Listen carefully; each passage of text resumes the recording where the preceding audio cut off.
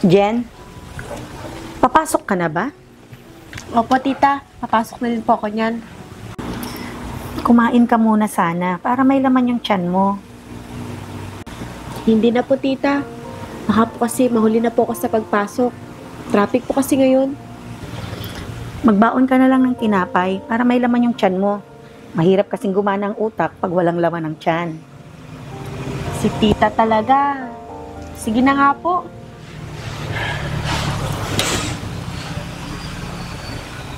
Si mama po pala, tita. Nasaan? Baka tulog pa yun hanggang ngayon. Sinilip ko po sa kwarto niya, tita. Wala siya doon. Ano? Saan naman pumunta si mama mo? Akala ko nga po, andito lang po siya sa labas. Baka hindi na naman umuwi yun kagabi. Hindi po umuwi? Saan naman po siya nagpupunta, tita? Baka kasama niya yung mga kaibigan niya, Iha. Si mama? May mga kaibigan? Hindi po ba? Hindi naman po siya mahilig lumabas? Simula nung nawala yung papa mo, Iha, ang laki na ng pinagbago niya. Dati, wala siyang ibang ginagawa kundi puro trabaho. Bahay lang siya.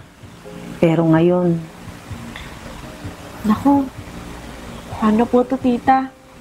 May babayaran pa naman po kami sa school. huwag ka nang mag-alala, Jen. Ako nang bahala. Ito, kunin mo.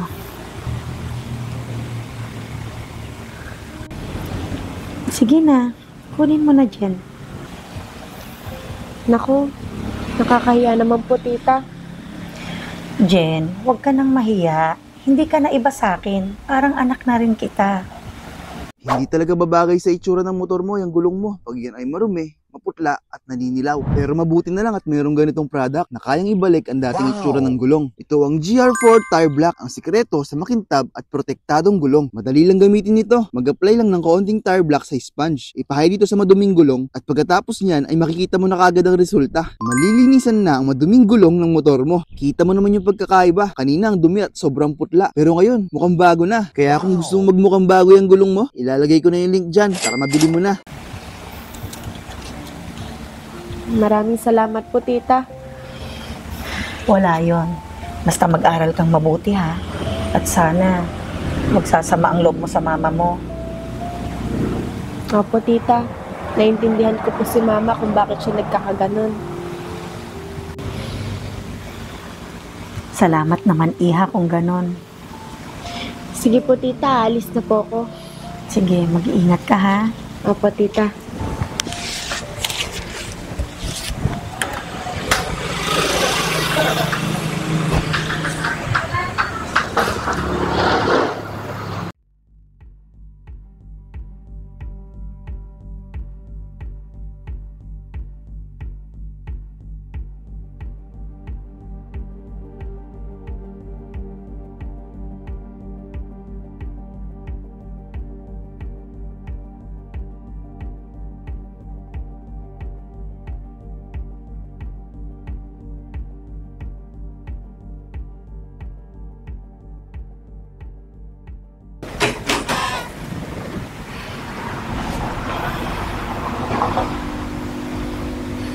Ruby! Ruby! Nakainom ka na naman ba? Medyo lang, ate. Nagkayayaan kasi kami ng mga barkada ko. Kaya pala hindi ka na naman umuwi kagabi. Hayaan mo na ako, ate. Maging masaya. Paminsan-minsan. Ay, nako. Napapadalas na yata yung ganyang ginagawa mo, Ruby. Hanggang kailan ka magiging ganyan, Ruby? Anong gusto mong gawin ko, ate? Magmukmuk dito maghapon? Ruby, marami kang pwedeng gawin dito sa bahay kung gugustuhin mo. Simula nung nawala yung asawa mo, nagkakaganyan ka na lagi. Ruby, nandito pa kami ng anak mo. Pwede ba, ate? Kararating ko pa lang, ganyan ka na sa akin. Ay, naku, Ruby. Baka mamaya magkasakit ka sa ganyang ginagawa mo. Pabayaan niyo nga muna ako, ate. Buhay ko to. Buhay mo nga. Pero sana naman, maisip mo rin yung mga taong kasama mo. Mabuti pa nga kayo, ate. Nagagawa niyong ngumiti at maging masaya.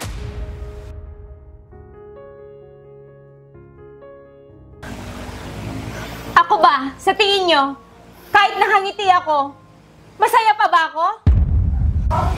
Hindi na. Kaya nililibang ko na lang ang sarili ko, kahit papano. Ruby! Ruby! Nag-uusap pa tayo!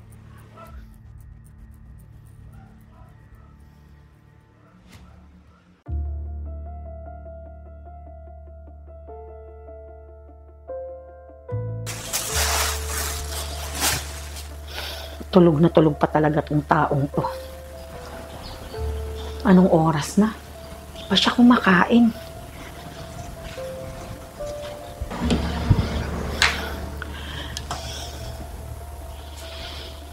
Ruby! Ruby! Bumangon ka na dyan! Ano ba naman, ate? Alam mo natutulog yung tao.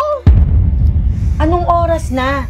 Natutulog ka pa rin dyan. Wala ka bang balak kumain?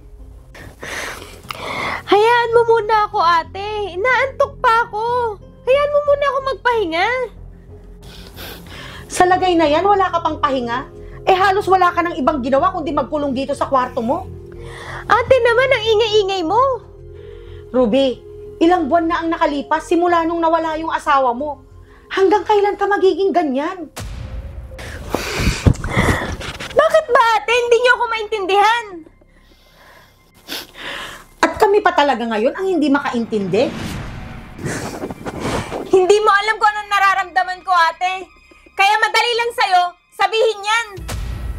Oo, alam kong masakit ang pinagdadaanan mo. Pero sa tingin mo ba, magiging masaya yung asawa mo pag nakikita kanyang nagkakaganyan ka? Ito lang naman yung alam kong paraan, ate, para makalimot ako. Ruby, tama na. Hayaan mong tulungan ka naming harapin ang bukas. Sa tingin mo ba, ate? Ganun lang ba kadali yun? Oo, alam kong mahirap. Pero kailangan lakasan mo yung loob mo para labanan yung nararamdaman mo. Pag nandito ka kasi sa sitwasyon na meron ako, ate, masasabi mo kung gaano kahirap. Ramdam naman namin kung ano yung pinagdadaanan mo.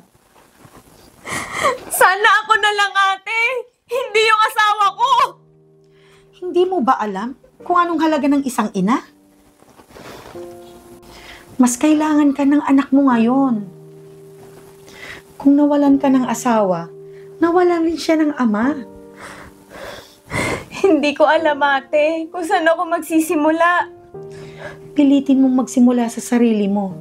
Maghanap ka ng trabaho, ng pagkakaabalahan mo. Pero nahihirapan ako, ate. Nandito kami para tulungan at gabayan ka hanggang sa makayanan mo ang lahat. Sa tingin mo ba, ate, makakayanan ko pa? Kung kinaya ng iba, kakayanin mo rin, Ruby. Pero paano, ate? Nandito lang kami, hindi ka namin iiwan. Sasamahan ka namin ng anak mo hanggang sa makayanan mo ng tanggapin ang lahat. Sobrang sakit ng nararamdaman ko, ate. Pamilya tayo, kaya hindi ka namin pwedeng pabayaan. Tulungan mo rin sana yung sarili mo. Susubukan ko, ate. Para sa inyo ni Jen. Nalulungkot rin kasi yung anak mo pag nakikita ka niyang ganyan. Ipakita mong malakas ka.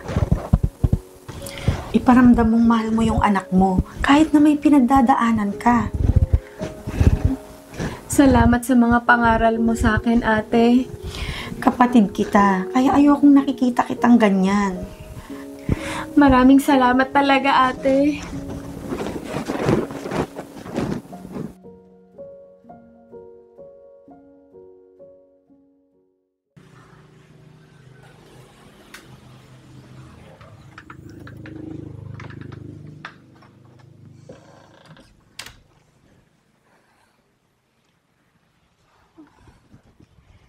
Grabing init.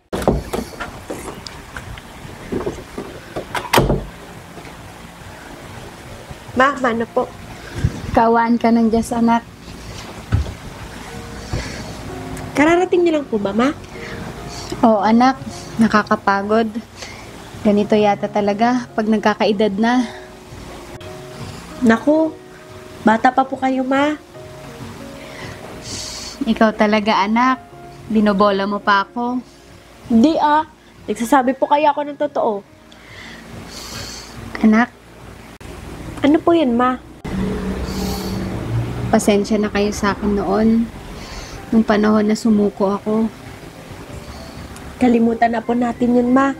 Ang mahalaga, maayos na po kayo ngayon. Hindi mangyayari yon, kundi dahil sa inyo ng tita mo. Mahal ka namin, Ma.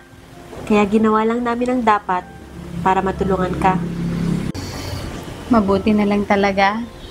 Nandyan kayo sa tabi ko, anak. Pababayaan ka ba namin, Ma? Kung ang iba, papabayaan lang nila yung mga pamilya nila. Pero kami ni tita, hindi. Sama-sama tayong haharap sa problema. At magkakasama din tayo sa pagharap ng bukas. Maswerte ako, anak. Dahil nandyan kayo para sa akin. Mukhang masinsina ng pinag-uusapan nilang mag-ina. Nakakatuwa naman silang pagmasdan.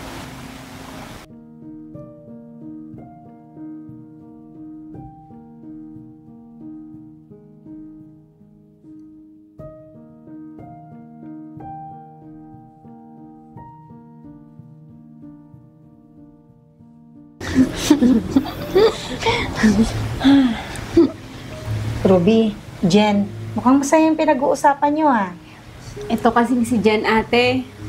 Ma, ayaw mo kasi maniwala sa mga sinasabi ko. Ang sarap naman pagmasdan na nagbago ka na talaga, Ruby. Salamat sa Diyos. Siya nga pala, may niluto ako merienda sa kusina. Sandali lang at kukunin ko. Talaga, ate. Salamat. Naku, tita, sakto po. Gutom na din po ako. Sige, dyan muna kayo at kukunin ko, ha? Sige, ate. Salamat. Mabigyan mo akong baon bukas 500, Sige. Basta, lilibre mo ako ng McDo, ah. Ayaw ko nga. Bilan mo ako mamaya ng donut. Sige na, nagugutom ako eh. Bawat tao ay may pinagdadaanang pagsubok at problema sa buhay. Hindi natin alam kung gaano kahirap ito sa pakiramdam nila. Kailangang ipiramdam natin sa kanila ang respeto at samahan natin sila na malagpasan ang kanilang pinagdadaanan.